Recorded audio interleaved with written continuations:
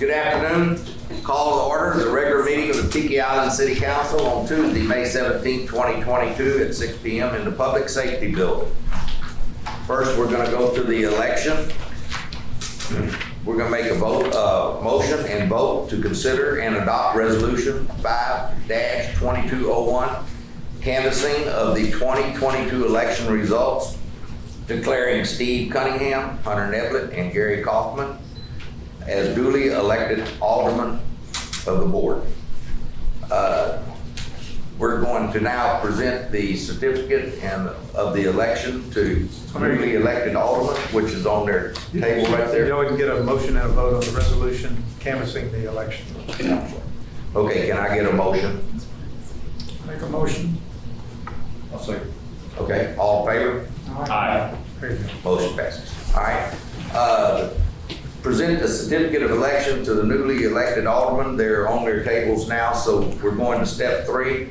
Mayor Telchik to administer the oaths of the office for the aldermen Steve Cunningham, Hunter Neblett, and Gary Kaufman. Would y'all please come stand in the front?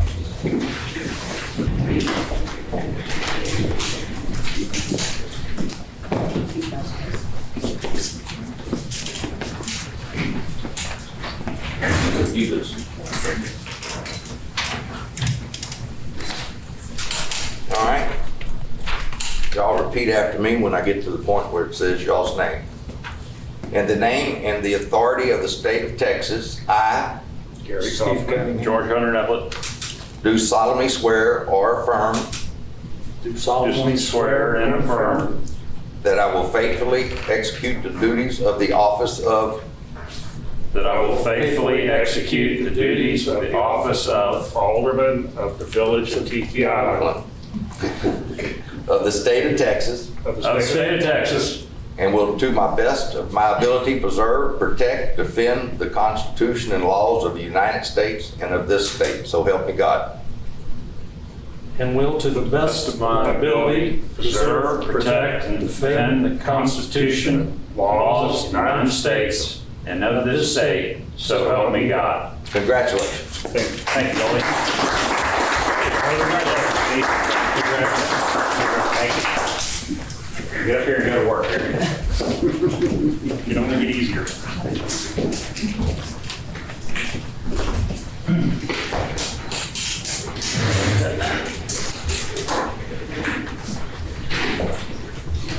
Okay, we'll have roll call. Telchik here. Neblett. Here. Cunningham. Here. Deloso. Here. Katachek. Kaufman. Here. Would y'all please stand and say allegiance, pledge allegiance. I pledge allegiance to the flag of the United States of America and to the republic for which it stands, one nation, under God, indivisible, with liberty and justice for all. Thank you. Be seated. Citizen comments on agenda items only must be signed in on sign-up sheet, limited to 2 minutes. Okay, thank you. Consent agenda, all items marked with a single asterisk on the consent agenda are considered routine by the City Council and be acted upon in one motion. There will be no separate discussion of these items unless a council member requested. A, approval of the minutes of the regular meeting on April 19, 2022. B, Secretary Treasurer's report, payment of bills for April 2022. C, Investment Officer's report for April 2022. Can I get a motion? Motion to approve. Second? Second. All in favor? Aye. Motion passed. Mayor's report. They're going to, as the last we've heard, they're going to on the freeway over here repair the northbound bridge and then open up the southbound bridge, and then all the traffic is supposed to be back to normal until they finish the frontage road. And it's going to be an elevated frontage road. As we get more on this, we'll give you more updates, but within about a week, it should all be back to normal. Alderman's report. Neblett. Just briefly, we've got a bid package on some road work that we will discuss in greater length when we get to that part of the agenda. I would just point out to those that are present that we have evolved. I got into this position in 2017, and the village was doing patch jobs that didn't last very long, and we have found some money in the budget to allocate towards doing a proper mill and overlay on the roads, and that's been working out much better. It's a longer term solution instead of just putting Band-Aids on the problem over and over again. So I'll look for the support of my colleagues here to go through that road work. Also, I touched base with MSC Earthworks today to make sure that they were still available to support us in hurricane cleanup. We made a plan with them last year with Goldie's help. They have heavy equipment that can come in here and help us clean up the roads. And most importantly, they have their own hauling crew that's DOT approved and has special clearance for emergency situations from the Texas Department of Transportation. So they're a good partner for us, and they should be here to help us clean up for the day we get the big hurricane, which hopefully is not this year, but at some point it's going to happen. That's it. Thank you. County Council. Yes, I'd like to point out that we're starting our first recording of the meetings tonight, so that'll be up on the website, hopefully within 24 hours. This first time it may take just a little bit longer, but we'll start doing that every meeting from now on. Wanted to say a word of thanks to Goldie and the aldermen that talked with TxDOT, met with them, and put a little pressure on them because they obviously were just going to do what they were going to do until some of you all and some of the other municipalities spoke up. So thank you guys for doing that.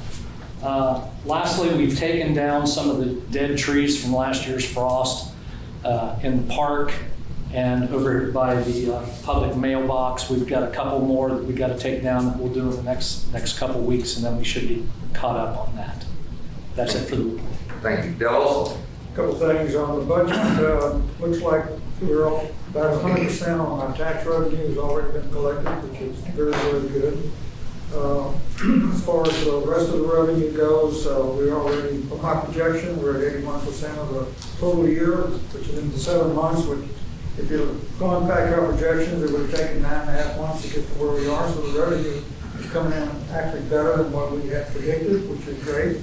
And as far as the expense item goes, every single category we have is coming below the 7-month projection. So that's good on that regard as well. The other thing, we're working, trying to get some status on the dredging project and funding, and we're going to talk a little bit about that tonight, try and get everybody an update on what's going on. And I am told that the condo site plan review that Safefield is doing, they're supposed to have a report. They said sometime this week, so we'll be looking forward to see if there's anything in there that's a showstopper or what they found. That's it. Thank you. Danachek. Thank you. Reports of presentation. Fire Department report. Assistant Chief Christian Martinez with the Fire Department report April 2022. We have no new applicants at this time. EMS calls is 10, fire calls are 3, and others is 1, and cancel and route is also 1, for a total of 15. Engine 1, Rescue 1, and Squad 1 are all in service have been repaired last month. We had 2 grants that were approved, which are from Forestry Service for us to go to Teeks in July. And we have 2 guys going to school in July. We also still have the FEMA, the AFG grant pending for the Sky Air Packs, and none denied at this time. Our new extrication tools that we ordered, the shipping date I called today, MES says it will be in June. June 1st should be the shipping date. So other than that, we're still waiting on the chassis for the new squad, and that's my report. Thank you. Police report. Calls for the month of April 2022, 1 abandoned vehicle, 4 alarm calls, 1 animal stray, 23 agency assist, 1 attempt to serve a warrant, 1 citizen's assist, 1 civil matter, 3 escorts, 3 EMS calls, 1 loud music, 1 marine call, 1 mental health, 1 open door, 1 silent 911, 1 suicide attempt, 1 suspicious circumstances, 1 suspicious vehicle, 23 traffic stop citations, 14 traffic stop warnings, 1 trespass, 2 violations of city ordinance, one welfare check, total 93 calls. Thank you. Building inspector's report. 2 new house plans under review. This is for April 22. I didn't get that put on the report properly. 11 new homes currently under construction.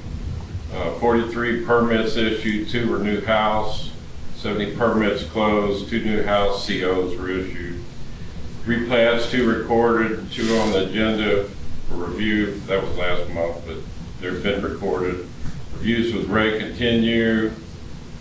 Marina, the business license issued for the occupancy of the temporary building up there. Bulkhead permit was issued. Applications under review with the Corps of Engineers for construction drawings on the bulkhead on the condo side. Third-party inspection, safe build questionnaire, I filled it out. We were supposed to have a meeting, but I don't know whatever after that. Had 1 court case, and non-compliance ordinance issues, 3 red tag notices issued, 1 stop work order, 2 courtesy notices issued, 9 site reviews, 4 by complaint, 1 violations letter sent. Efforts continue on ordinance violations for substandard and non-compliant conditions, business as usual, all the rest of them. Thank you. Ordinance review committee report. Okay, we had our first meeting here 2 weeks ago. First, I don't think it's here, but Alan Scott and Chad Prince was on a committee with myself, and we met. We had a conflict schedule, so we met at Alan's house, the first meeting. We're going to end up meeting up here the 4th Tuesday of every month, a week from today, so to go with these ordinances. So the first 2 we started with were the 2 we tabled last month, the bridge and the street load limit stuff, and the drainage easement. We pretty much got the load limit stuff kind of squared away, but we're going to wait until we do our next meeting and get the drainage easement and do it all together. And once the plans are, once we have it all, our opinions are formed on it, and I can't send a blanket email to y'all, but Alan will, and we'll send it out hopefully in plenty of time, a week or 2 ahead of time, hopefully for the next meeting for y'all to review, and then y'all can get back with Alan if there's something you want to suggest or change or something. So that's the plan right now. So like I said, it's been going pretty good. Trying to simplify things and clear some stuff up. So, and the plan is to just go through them all little by little, until we get. Some of them may not need anything. Some of them may need a lot of wording. So it seems to be going pretty good. It's going to be time consuming. It's going to take a little time to do it. So. All right, thank you. Emergency management report, y'all have it in your package. He's out of town today. Animal control report is in the package. Okay, general business and action items, we've already done A. We're going to go to B, discuss and take possible action to approve resolution 05-22-02, transferring $131,946.02 of coronavirus local fiscal recovery funds to GCFWSD number 6 to assist in infrastructure repairs. Can I get a motion to discuss? Make a motion to discuss if you can. Yeah, a year or so ago, the COVID funds were distributed to the various cities, and we had allocated twice what that number is there, so about $263,000. As part of that, they provided a list of things that you were allowed to do, but not allowed to use the money for. And as it turned out, after reviewing, Brandy and I went through this thing, and it was a quite extensive package, but everything in there really did not apply to Tiki. They had things in there like assistance in high poverty schools, provide some affordable housing, assist in the homeless, expand early child care development, assist in emotional support for the citizens. Loss of revenue was an item which kind of triggered our thoughts, but as it turned out, we looked at our budget and our revenue actually went up because everybody was staying home and the sales tax over here was going up at the beginning store, so that didn't apply. And then they had some things on expanding child care services, and also broadband, you could expand broadband, is mainly for rural areas, to try and get some broadband. So the only thing in there really that applied to us was the water sewer infrastructure. The money can be used for water sewer infrastructure with the city and the water department, and talking to our attorneys. So we can transfer that money. Half of it we received already, $131,000. We're expecting the other half to come in soon after this, so we'll be going again, turning it over to them. This also has an indemnity clause with it, so that make sure that what they're doing, they have to report specifically on what the funds are being used for, and they have to meet all the requirements in the COVID list that they had. So what this is doing tonight is we're doing the first transfer of the funds for the water department that we received from the COVID funds we got. So I'll make a motion unless someone else has any more questions. I'll make a motion to go ahead and approve it. I'll second that. All in favor? Aye. Motion passes. C, discuss and take possible action on proposals for milling and asphalt work on Bora Bora, Majuro, and Oahu. Bid from McKibben Paving for $159,984, with only the west side of Oahu, and a bid from McKibben for the east side of Oahu for $63,570. And a bid from Enterprise Commercial Paving for $188,135 for Bora Bora, Majuro, and all of Oahu. Can I get a motion to discuss, please? Motion to discuss. So we have had work from both of these bidders on the island in the past. As it turns out, Enterprise is the low bidder on this, and they are the company that has done the best work for us. They most recently did Kamiha, and if you go take a look at Kamiha, the driveway transitions are perfect. Their work has held up, and I would ask that we approve this tonight so we can get that work done in June. Any other discussion? I'm gonna, I'm gonna talk to John, but I would recuse myself. Not that it matters, I have no financial ties to Enterprise, but I am personal friends with the owner, so I'm gonna excuse myself from voting on that, so. Okay, thank you. Yeah, the other thing is we're a little bit exceeding the budget that's left, so the additional fund, like 5,000. What did I say? 5489, $5,489. Right. Contingency budget is to make this happen.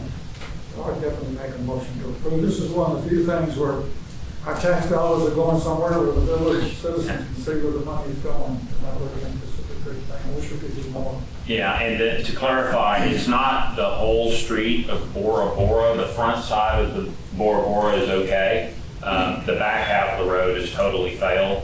So we're going to start at, I think it's about 203, and go to the cul-de-sac all the way at the end. Majuro kind of failed suddenly on us on the east side. There has gotten really bad in the last couple of years. We just did some work at the end of Palmetto a few years ago, and there was no problems on Majuro. All of a sudden, we have a problem there that we need to take care of, and Oahu is just in terrible shape. I think it was poorly overlaid years and years ago. So I think this will do a good job for the citizens, clean up some problem areas that we have. Okay, we have a motion from Ray Deloso. Can I get a second? I'll second it. All in favor? Aye. Motion passes. Discuss and take possible action on proposal from Enterprise Commercial Paving for additional patchwork on Easterly and Portical for $3,650 contingent on bid for Bora Bora, Majuro, and Oahu. Can I get a motion? Motion to discuss. Go ahead. So there is a transition from, we repaved Easterly, I think in 2018, and where it meets Portical, it's developed a hole. Portical hasn't been done in a long time. This has come up really in the last year. That's down in my end of the island, and I walk that street a lot, and we've just got a big pothole there. So while we have a contractor out doing this other road work, it's very cheap for them to come fix that pothole. The $54.89 that we're over the road budget is inclusive of this 3650. So the two numbers combined are 5489 over what we've allocated for the year. But this is a good opportunity to fix that little problem and take care of those folks down there at Easterly and Port Hall. Any more discussion? Can I get a motion? I'll make a motion to approve. Second? I'll second. All in favor? Aye. Motion passes. E, discuss and take action on bids for windstorm policy for the public safety building and pavilion from TML for $21,399 with a 1% deductible. Replacement cost value of the public safety building is $1,612,285.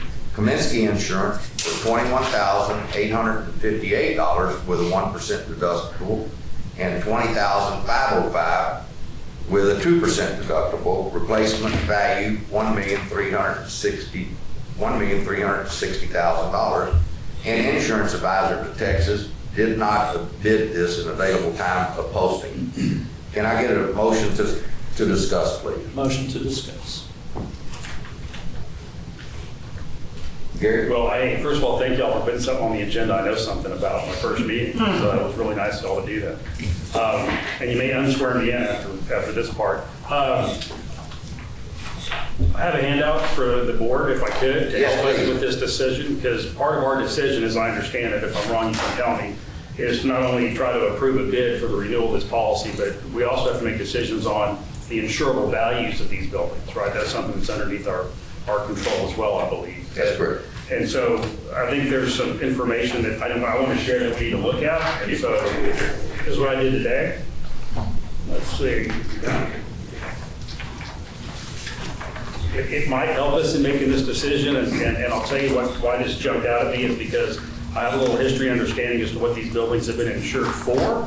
And there's a big jump this year in what the proposal shows, and it's just something to discuss. So what I've handed you guys is a history of the insurable values on these buildings. So if you look at the top section, policy year 2014 to 2015, just look at the green, that'll help you to take a look at Tiki, this building, the public safety building, and then also the pavilion next door. So back in 2014-15 on this windstorm policy, the replacement value, and that's replacing with like kind and quality with new construction today, or those limits, 878, 429, and 54, 752. 7 years later, the current policy today has the exact same values. And if you drop down and you look at where it says policy year 22 to 23 estimated values, you can see the difference. Every year, insurance policy values increase for a lot of different reasons. A lot of companies will put an inflation guard on there, just like your homeowners. Every year, they may take that replacement value up a little bit. Commercial works the same way. We also, because of inflation, capital improvements, supply chain, all these different things affect the replacement value on a building. So these buildings haven't been increased for 7 years. And we're looking at going into the 8th policy year. So at the bottom, I just did an estimate to give you guys a feel for what normally would happen. Normally, if they went up for 7 years at 5% a year, that's about average on what values will go up for replacement. That's about a 35% difference.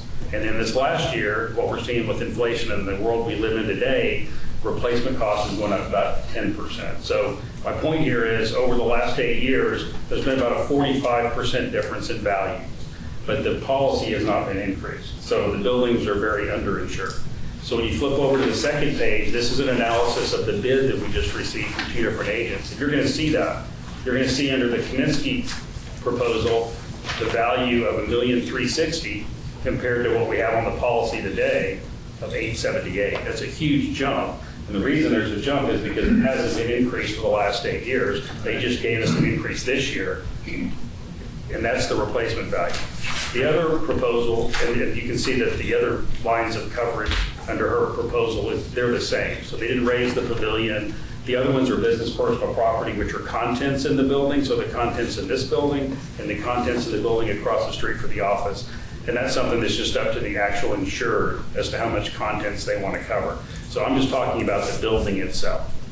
If you look at the Victor Insurance windstorm proposal, they also had a big jump because it's today's replacement value, and we haven't been increasing the replacement value for the last 8 years. but they also increased the pavilion as they really should, because today, that's what we calculate as the replacement value, that 115. And these are not figures that I come up with or any other insurance agent comes up with on their own. They plug figures into a third party and they come back, it's called Marshall, Swift and Beck, and they come back and determine the replacement value. To make this even more fun, because I know this is a riveting conversation, if you take a look at, we have a companion policy here. Texas Municipal League writes the fire coverage on these buildings. They don't write the windstorm. So just like with your homeowners, when you have a homeowner's policy, your agent should be looking at the replacement value in your home to try to match it with the replacement value on your wind. You try to get those two replacement values close, because they should be. We have the same issue here. We have Texas Municipal League that writes the fire coverage, and then we have Texas Windstorm that writes the wind coverage. So those should track pretty close. The Victor Insurance Agency, there's somebody that, because Texas Municipal League doesn't write windstorm insurance, they go find an agent and they write their windstorm for them. And that's who they use in Houston, is Victor. So Victor has firsthand knowledge of what the Texas Municipal League policy has. So they've done a pretty good job of coming in and getting closer to what the true replacement value is, and Kaminsky did. Not only just on the building, but they also increased the pavilion, since it hasn't been increased in about 8 years. But they also increased some of the business personal property. And the reason they did that is they're taking a look at the companion Texas Municipal League policy, and they're trying to match those two numbers. So they actually came in and did a better job of balancing those two. But I will say that the Texas Municipal League fire policy is still underinsured, and that's something that we need to look at the upcoming renewal, because it's still too low. It hasn't been increased in 8 years. So that's way more than you wanted to know, and I promise I won't do this every meeting, but since this is what I do for a living, it's something that I think that we need to take a look at, is we have to be comfortable with the values, number one, and then choose whatever agent has done the best job of making sure that we have the proper coverage. So, go ahead. So you explain how they come up with this coverage, but then does the agent then decide to go with that number, or they tweak that number? Is that why these numbers aren't the same? I can't speak to Kaminsky's number, honestly, and they haven't raised it for 8 years, and then suddenly this one building was raised but not the other. So I really can't speak. There's no rhyme or reason that I can come up with to that. But I will say that when you take a look at, when you go in and get information about a building, the construction, the year, the square footage, all the things that go into the formula that we kick in, it's going to kick back a replacement value. And we all get that same replacement value. Now, your insurance policy has what's called a co-insurance provision in there. And so it's basically you have to insure at least 80% of that. Otherwise, you'll have a penalty. Right now, if this building were completely destroyed by a windstorm or the pavilion, we have a severe co-insurance penalty today based upon today's replacement cost. We're very underinsured. Right. And that penalty only kicks in if there's a claim? That kicks in on any claim. Not, you don't have to have a total loss, but on any claim. So, and in case you were going to ask me what that number is, we're about we're short. We should be at 80% at least of replacement cost. We're about at 69% right now. Just something good, I think. So what is your recommendation? Well, I knew you were going to ask me that, Ray. So I think we have to be comfortable with the values, number one. And so we have to decide, for example, if we were going to look at Victor, are we comfortable with the new value on this building? And based upon kind of my estimate on the front page, if it was 5% a year until 10%, it's almost dead on that number. So I think that number is a good number for replacement value. On the pavilion, I feel like the pavilion's a little high based on what I see. I think the pavilion would be less than that. I did doing some analysis. I think the pavilion would probably come in around 80,000, somewhere in that 75 to 80,000. But we've got builders here, so they may know more than I would. And then when it gets into the business personal property, which is the contents in this building and across the street in the office, I don't know if those numbers are accurate or not. We would have to make that decision based upon what we have here. So normally I recommend a local agent because I think that's the way to go. I think a local agent, though, if it's going to ride wind and flood, which is catastrophe coverage, needs to have a catastrophe plan and prove that they're going to be around after a storm to help us deal with the claim. But if I had to take a look at these two and which agent did the best job of taking a look at our needs, then I'd have to say Victor did that. Okay. Okay. So do we have a recommendation on which policy we should go with? it appears to me, just looking at this, I'm not mentioning this at all. I think as Gary summarized, it appears to me that Victor did a pretty good job of matching what our needs are. Yeah, it looks like we get about $58,000 more coverage for $500 less premium. And if I get two more comments, every year it should go up, right? Unless Yeah. something changes in the world we live in. We should be seeing a small increase in our replacement values every Yeah. year. And so that's very typical, and that hadn't happened. There is one coverage that is not included on the windstorm policy that at least I want to bring to everybody's attention, whether we want or not, 'cause it's not there, and it's called increased cost of construction. So, and the builders might speak more to that too, is if this building was damaged and we had that coverage on the policy, then if the building code has changed since the building was built and you have to build to a new code, it kicks in and helps you meet that new code, not only for the damaged part of the building, but also for the undamaged part of the building. So if you have to remove part of the undamaged to make it code compliant, it's a coverage we typically recommend for all of our clients, and it's a coverage that we don't have today. So here I go. I won't do this every meeting, I promise. There Is is. that coverage you spoke of available for wind or only on fire? They have it for both. It's a little more wind specific, honestly, Steve, because the wind code changes so much. What's going around is just what I printed off of Texas Windstorm's page. It just explains increased cost of construction. That's all it is an explanation. If you buy that endorsement to the policy, what you get. And they offered in increments of 10, 15, or 25% of the building value. So I'm not saying we have to have the coverage, I'm saying it's very common to have, but it's something to know that we don't have in case we did have damage to this. We're really just talking about this building and the pavilion. Can that be added after the policy is put into effect? So it's something we want to get a quote on. Yeah, I have the premium numbers. I can tell you, for example, on this building, based upon Victor's numbers, if you wanted to add it at, let's just pick the middle number, 15%, it's $2,600. Right. That's the increased premium. Right. That buys you about 191,000 more coverage to meet that ICC. If in fact you had damage, you had to build back to a different code. Now, she does have a higher coverage on the building than what Victor has put in here, but she has less coverage on the contents, personal property, and also less coverage on the pavilion. But she has more on the building, so, but in your calculations, the building that they're quoting of $1,276,000 is pretty close to what you came up with, the building replacement cost. So she's got a little bit higher cost on the building itself.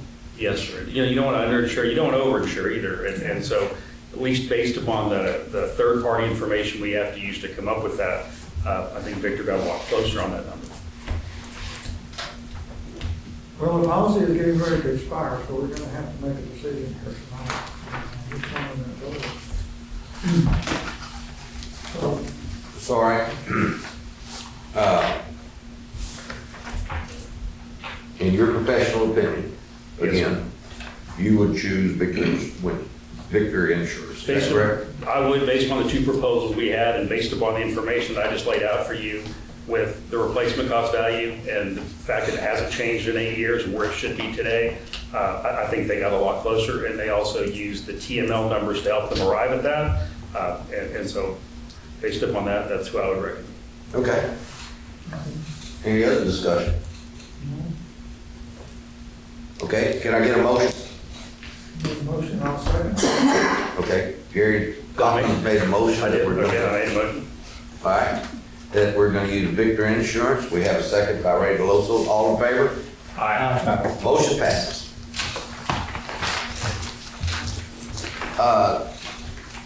Discuss only the status of the dredging project. Motion to discuss. Okay, I'll make a motion to discuss. Please. Everyone will look at this one sheet that I passed out. And some out there, have an opportunity to grab one off the table. I want to give everybody an update of what's going on with dredging. We're expecting final engineering and construction documents all complete by the end of this month. Big milestone. At the end of this month, we're going to get from Atkins Engineering, we're going to get a rough estimate of the cost of the project. And that's important. A little have to go forward with. After they've completed all the drawings, they'll go out for bid preparation, which will take about a month to get the bids together. And then, right after the 4th of July, the plan is to submit the bid preparation documents out, and they'll have 30 days for the contractors to bid on the project, so that by sometime in August, mid-August or so, we should have the actual real numbers in on what we expect to pay for this project. Even though Atkins is going to give us an estimate, and they are being contacted constantly about bidders, so I think they probably have a pretty good feel for things.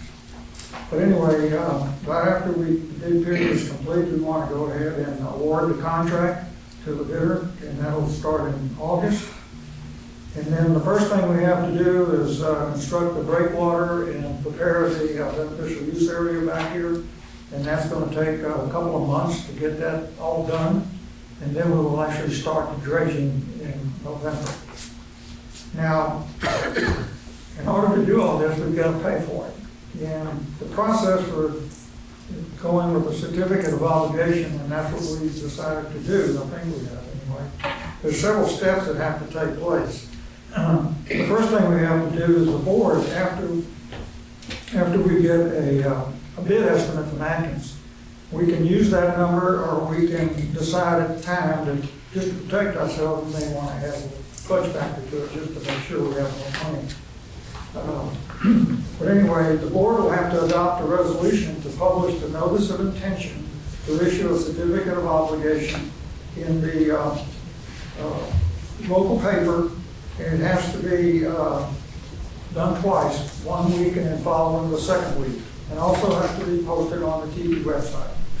Okay, after that is done, we have 45 days we have to wait before we can continue with doing more work on the certificate of obligation. At the end of 45 days, if there's no valid petition contesting the certificate of obligation, then we can proceed. At that time, the board will have to have another meeting in which we will approve an ordinance authorizing the certificate of obligation. And we've contacted three people that can do this, 3 financial advisors, and they all say about the same thing. You're looking at anywhere from 30 to 45 days after we turn them on to actually get the money in hand that we'll have. So the money will come in approximately in September. Now, as you can see, that contradicts when we need the money, because we're saying we want to start the project in August. So if we don't get the money until September, we're either going to have to do one of two things. We'll either have to delay the project, or if we want to get started on it, we go ahead and take some more funds out of our reserve, which we're going to get paid back anyway. We've already handled that part of it, to go ahead and get this thing moving. So if we don't get the certificate of obligation funded by the time the contract starts, then all the other option is either wait or go ahead and get the thing going and use our reserves. So the board will have to make that decision when the time comes. But the whole process takes anywhere from 80 to 90 days from the time we state the intention to submit for a certificate of obligation. I want to say one more thing about this thing that is kind of thorn in our side here, is that right now we still don't have the permit. Oh my God, we were supposed to have it. Well, the Corps of Engineers decided that they were going to change the person who Rhonda has been working with for all this time. They were transferred out, and we've got a new person on the game. This new person has asked for additional information, asked for additional studies.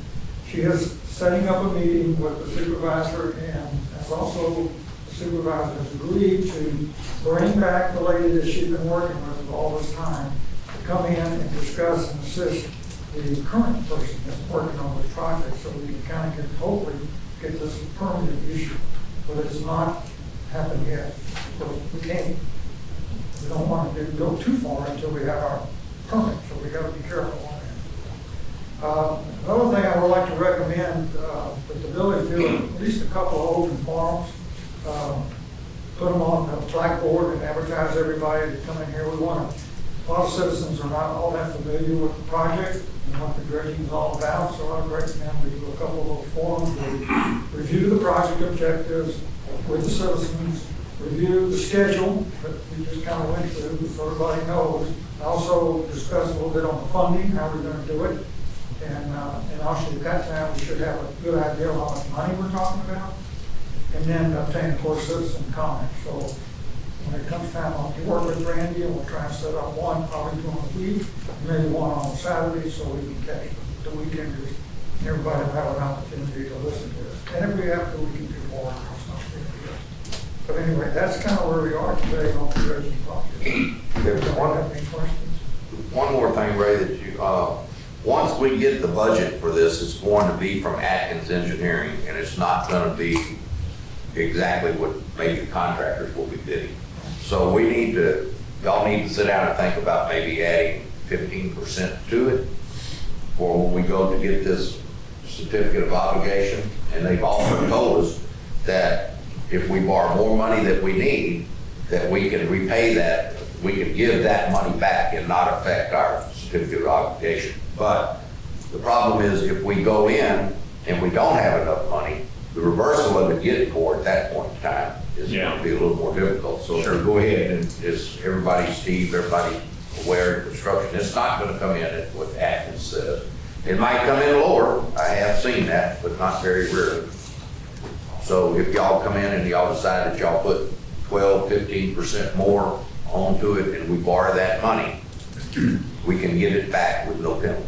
Okay. All the financial advisors recommend we put our notice of intention in the newspaper that we shoot a little high, so we don't get ourselves stuck with underfunding this project.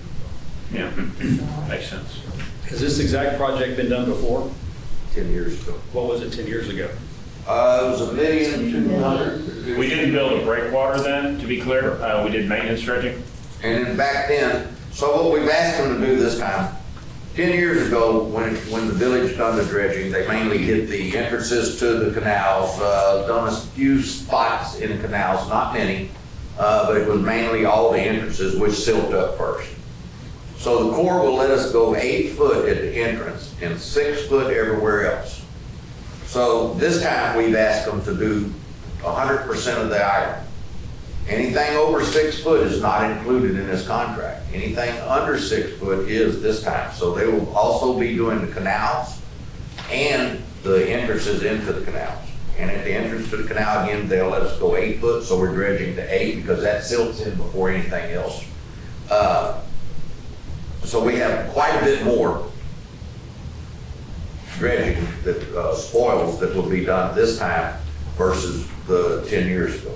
And some of the canals are silted in Pretty good. pretty good. Substantially, yeah. Coming in So here. now also on this here, they're gonna stay 20 foot off the bulkheads. They will not go underneath anybody's boathouse. Right.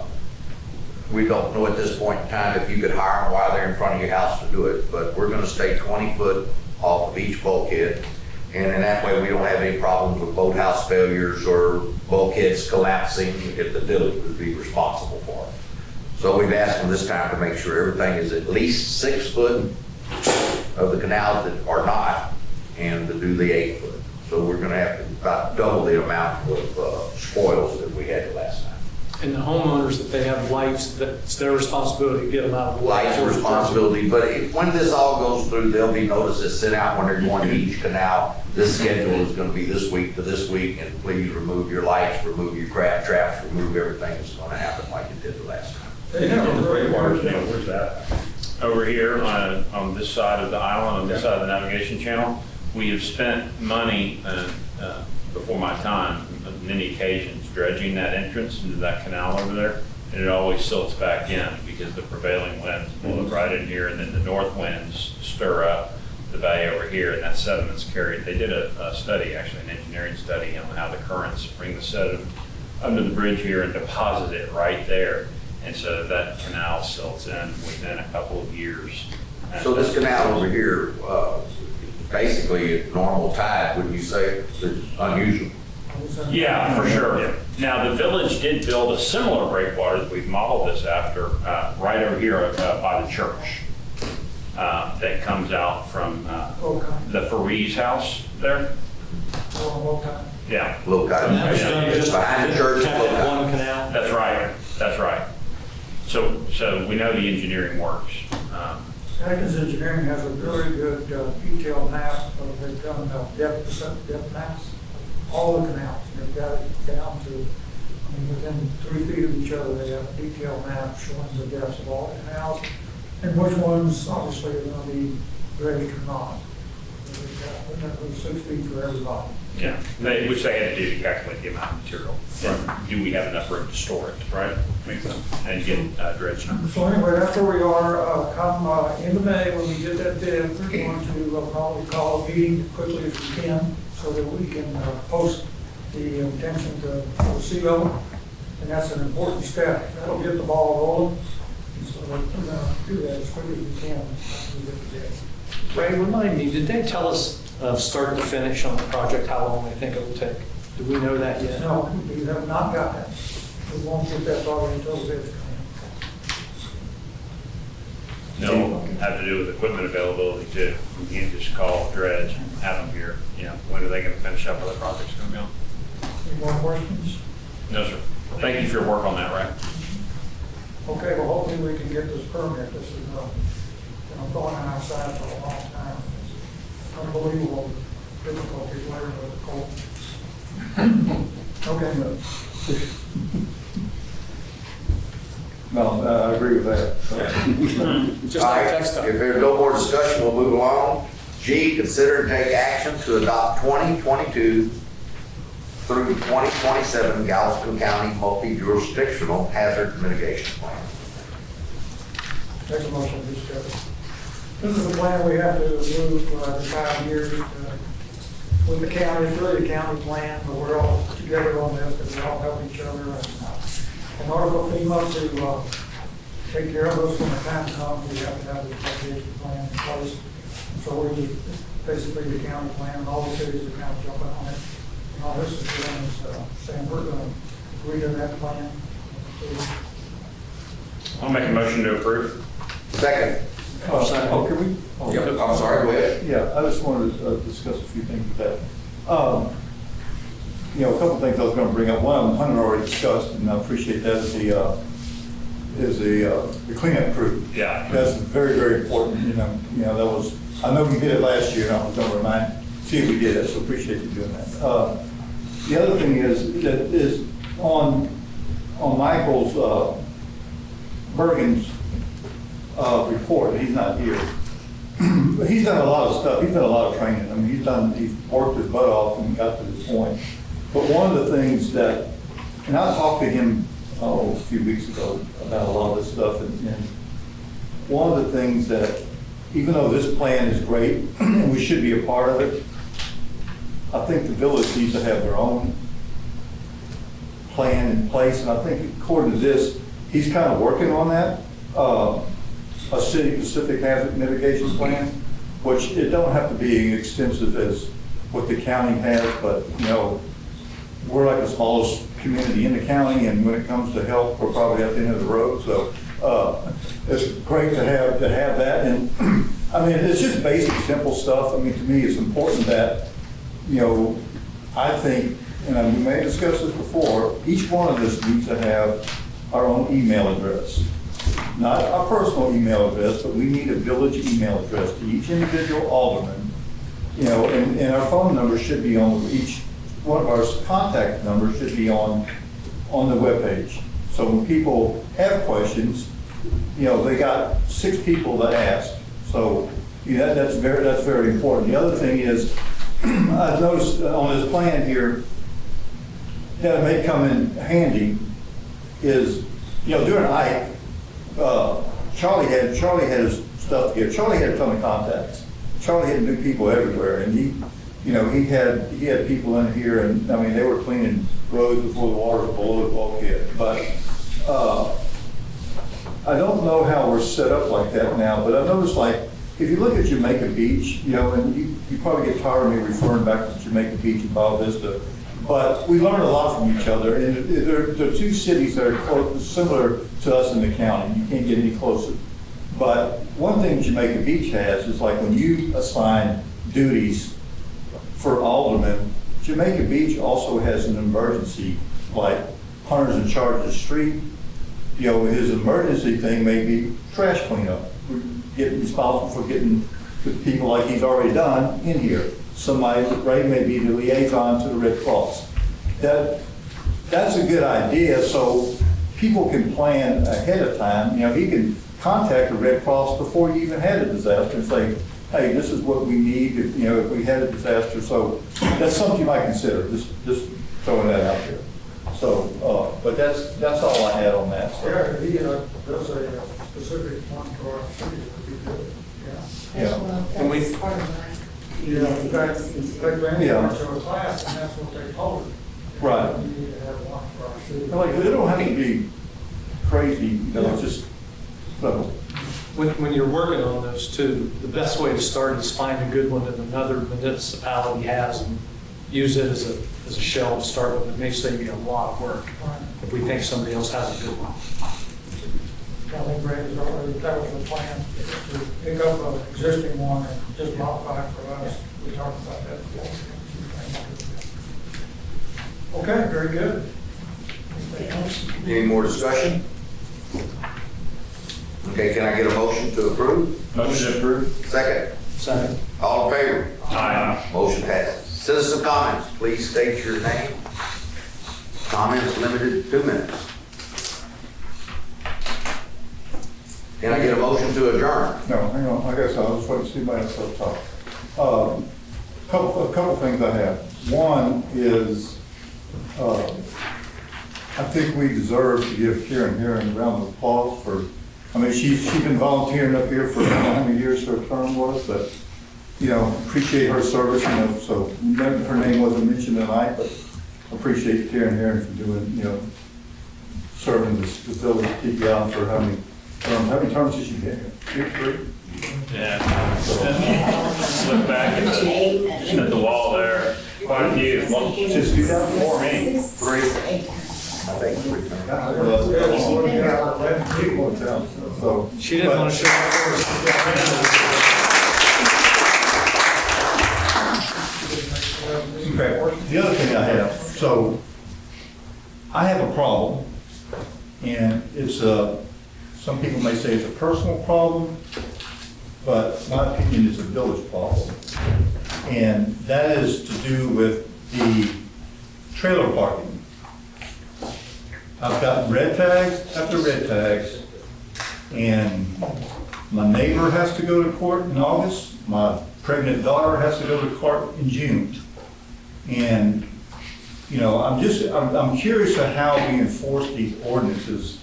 You may be able to answer the question, Darrell. I mean, you know, what's the procedure for writing red tags or writing citations or putting out green tags or red tags for trailer violations on vacant lots, not where a residence that falls under TICA, but trailers on vacant lots. What is the procedure for writing tags for that?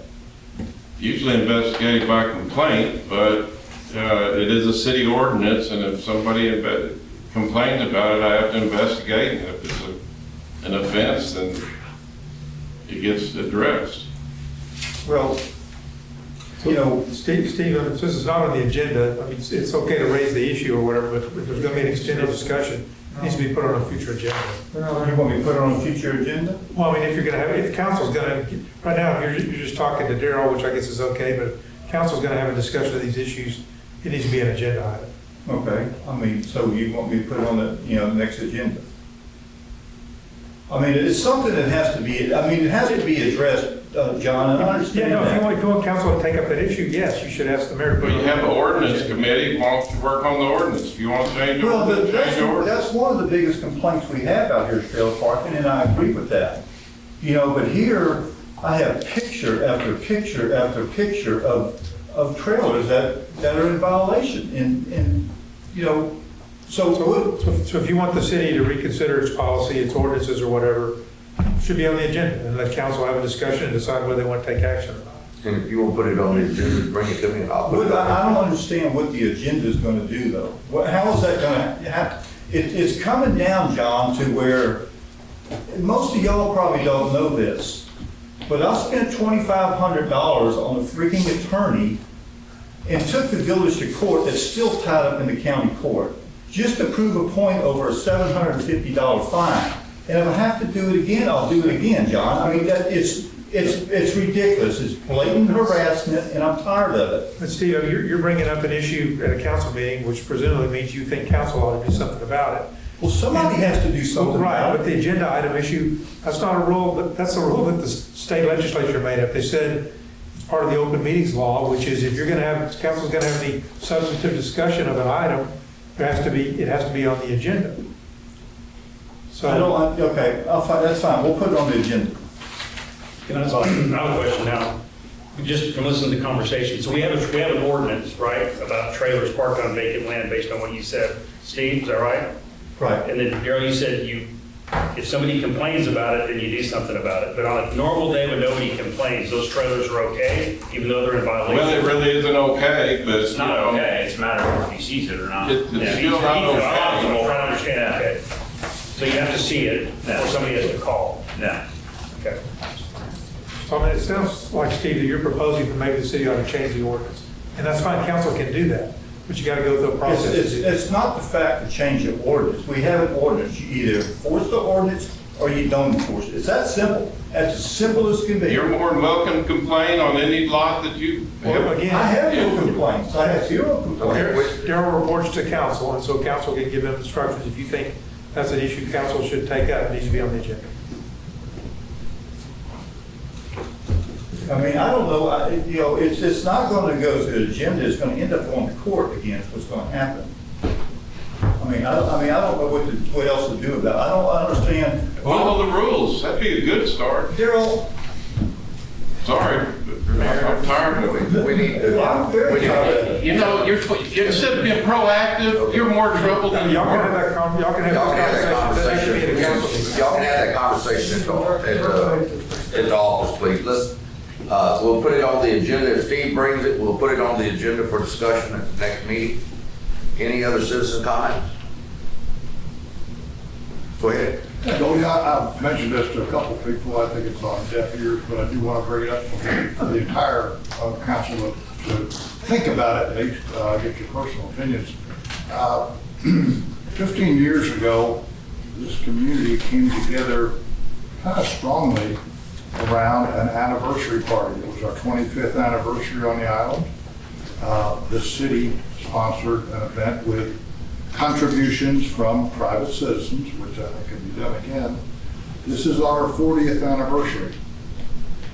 I believe bringing people together after the COVID and some people of different opinions. We've got people coming from out of state and things on this island to have some sort of a pull people together event sponsored by the village itself. And again, with public donations and so forth, I think should be considered. Okay. That's all I have to say. Is it this year? Yes, Is there a specific date this year? August something. But that's the date of the anniversary, it could be any time during the year. So, All right, thank you for your comment. Any other comments? Can I get a motion to adjourn? Motion adjourned. Second? Second. All in favor? Aye. Motion passed. Thank you.